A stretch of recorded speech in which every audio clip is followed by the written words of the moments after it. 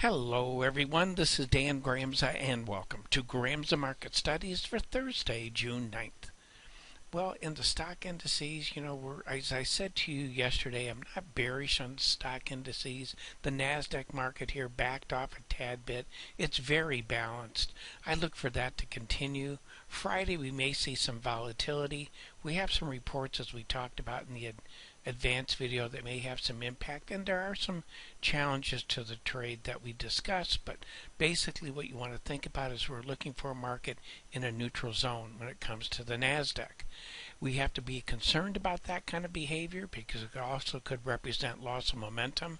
I think in this case it does not, and I do look for follow through to the upside by the end of the week.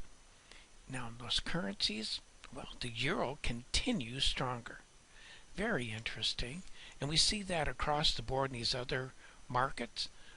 What's important right now is that we are seeing that follow through, as I talked about yesterday. Nothing telling us to be a seller, and I feel the same way. I am looking for new highs in that market. In the interest rate markets, on the other hand, they're a little puzzling. This market broke on Wednesday. You can see right now in Asia it's a little bit stronger.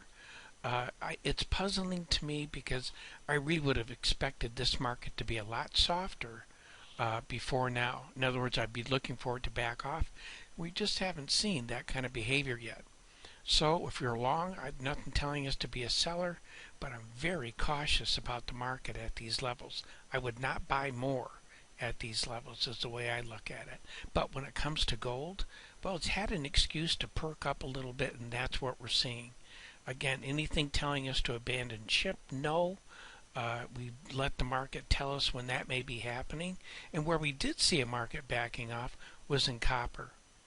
This market did trade up just a tad bit above this bullish level.